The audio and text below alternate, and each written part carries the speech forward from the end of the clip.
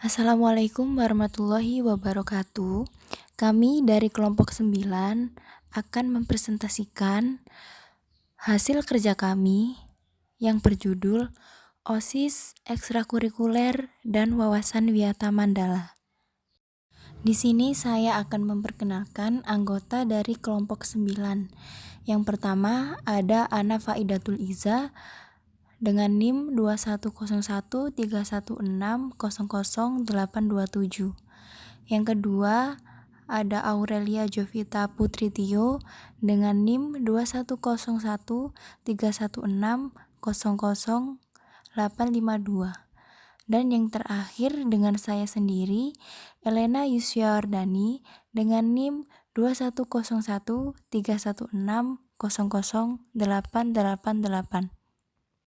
Selanjutnya saya akan mempresentasikan materi yang berjudul OSIS atau Organisasi Intrasekolah. Pengertian dan prinsip organisasi. Organisasi merupakan sebuah strategi yang saling berhubungan yang melibatkan para manusia untuk mencapai sebuah tujuan bersama. Sehingga organisasi dapat dikatakan sebagai wadah bagi para sekumpulan orang yang memiliki tujuan yang sama. Yang kedua, ada prinsip. Yang pertama, prinsip perumusan tujuan yang jelas. Yang kedua, prinsip pembagian kerja dan struktur organisasi harus dibentuk dengan jelas. Yang ketiga, prinsip pendelegasian kekuatan harus tepat. Yang keempat, ada prinsip rentang pengawasan. Yang kelima, ada prinsip rentang manajemen. Yang keenam, prinsip kesatuan perintah. Dan yang terakhir, ada prinsip koordinasi. Pengertian OSIS. Menurut Sismono, OSIS merupakan satu-satunya wadah organisasi yang sah di sekolah. OSIS dipandang sebagai salah satu sistem yang menjadi tempat para sekumpulan siswa untuk menciptakan organisasi yang mampu meningkatkan tujuan bersama. Sehingga OSIS dapat dijadikan sebagai tempat untuk mengembangkan potensi yang dimiliki oleh para siswa. Yang selanjutnya, tujuan OSIS. Yang pertama, memahami lingkungan hidup dan nilai-nilai moral dalam mengambil keputusan. Yang kedua, membangun landasan diri yang baik. Yang ketiga, meningkatkan rasa nasionalisme dalam era globalisasi. Yang keempat, memperkuat sikap sportif, disiplin, dan bertanggung jawab. Yang kelima, meningkatkan ilmu pengetahuan dan kemampuan dalam berorganisasi. Fungsi OSIS. Yang pertama, sebagai wadah kegiatan siswa. Yang kedua, sebagai motivator dapat memberikan stimulus kepada anggota. Yang ketiga, sebagai tindakan preventif. Yang dimaksud dengan tindakan preventif adalah OSIS ikut mengamankan sekolah jika terjadi hal-hal yang tidak diinginkan. Yang keempat, fungsi preventif. Tujuan dari OSIS akan terwujud apabila fungsi OSIS sebagai pendorong lebih dahulu untuk diwujudkan. Kemudian struktur OSIS. Yang pertama, ketua.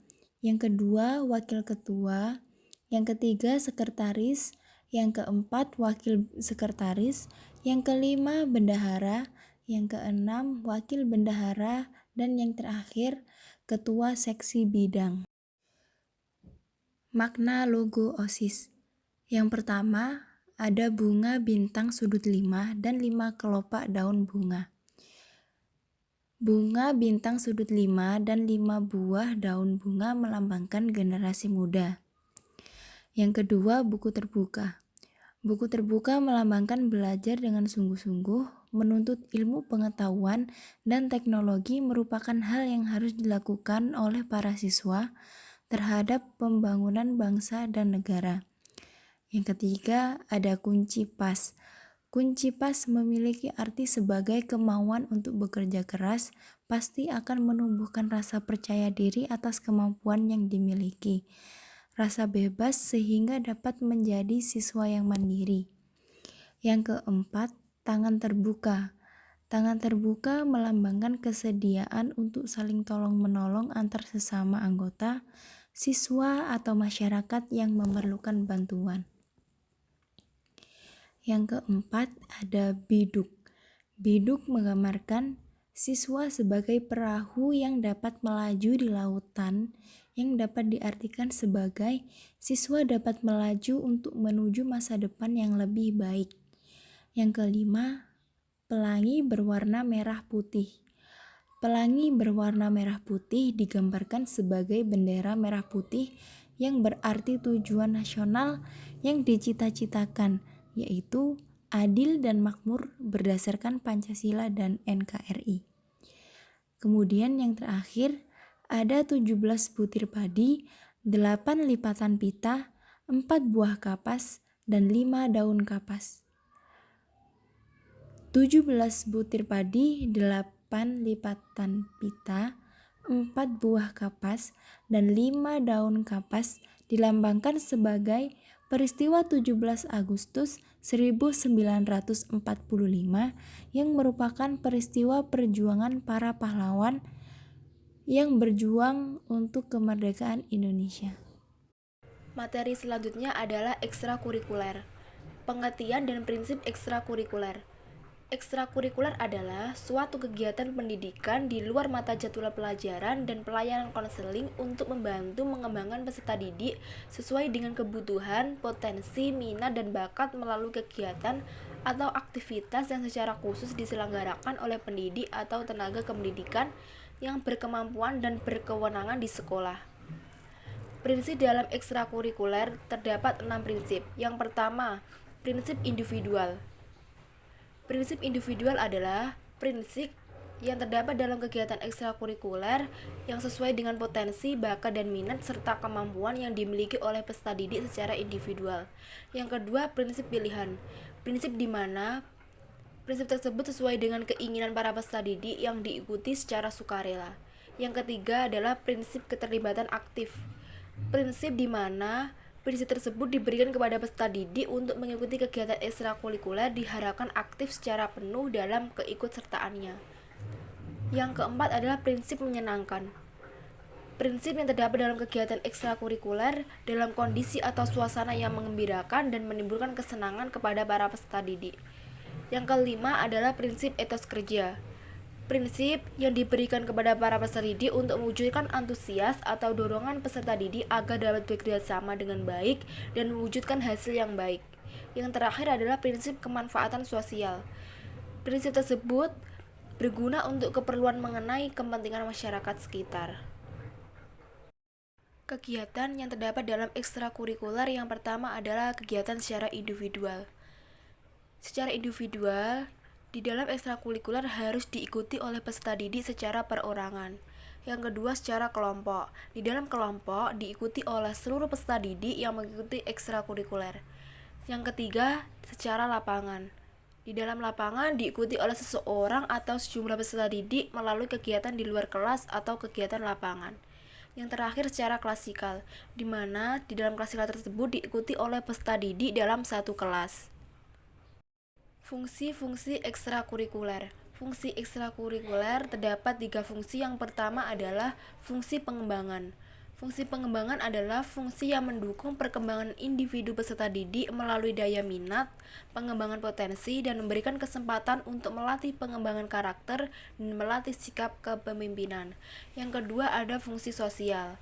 Fungsi sosial adalah fungsi yang mewujudkan serta mengembangkan kemampuan dan rasa tanggung jawab sosial para peserta didik. Kompetensi sosial dikembangkan dengan memberikan kesempatan kepada para peserta didik untuk memperluas wawasan pengalaman sosial, praktik dalam keterampilan sosial, dan internalisasi nilai moral dan nilai sosial. Yang terakhir, ada fungsi rekreatif. Fungsi rekreatif tersebut adalah fungsi yang harus dilakukan dalam suasana senang, mengembirakan, rileks, sehingga dapat menunjang proses perkembangan peserta didik. Wawasan Wiyata Mandala. Pengertian dan prinsip wawasan Wiyata Mandala. Wawasan Wiyata Mandala merupakan suatu pandangan atau sikap yang mendalam terhadap suatu lingkungan pendidikan atau pengajaran melalui suatu kegiatan. Wawasan Wiyata Mandala merupakan cara pandang kalangan pendidikan dan warga sekolah mengenai keberadaan sekolah sebagai pengemban tugas pendidikan yang ada di tengah-tengah masyarakat yang juga membutuhkan pendidikan dalam Gunawan dan Benti 2017. Prinsip-prinsip dari wawasan Wiyata Mandala antara lain yang pertama, sekolah merupakan lingkungan pendidikan. Yang kedua, kepala sekolah memiliki tanggung jawab penuh terhadap lingkungan, khususnya lingkungan pendidikan. Yang ketiga, guru dan wali murid memiliki pengertian lebih terhadap pengembangan tugas pendidik. Yang keempat, seluruh warga sekolah wajib menjunjung tinggi nama dan citra sekolah. Yang kelima, sekolah harus berpegang teguh terhadap masyarakat dan saling mendukung. Peran dari wawasan Wiyata Mandala. Yang pertama, siswa harus melindungi nama baik lembaga sekolahnya. Yang kedua, peran siswa terhadap kepala sekolah. Yang ketiga, peran siswa terhadap kegiatan-kegiatan sekolah. Dan yang keempat, peran siswa kepada guru yang telah mendidik dan melatih selama sekolah. Selanjutnya, implementasi dari wawasan Wiyata Mandala. Yang pertama, menciptakan sekolah sebagai tempat masyarakat belajar. Yang kedua, pembinaan kepada OSIS. Yang ketiga, pembinaan terhadap ekstrakurikuler. Yang keempat, menciptakan tingkat keamanan tinggi. Dan yang kelima, meningkatkan kebersihan, ketertiban, keindahan, serta rasa kekeluargaan yang tinggi. Sekian presentasi dari kelompok 9. Apabila ada kesalahan dalam perkataan maupun perbuatan, mohon dimaafkan. Wassalamualaikum warahmatullahi wabarakatuh.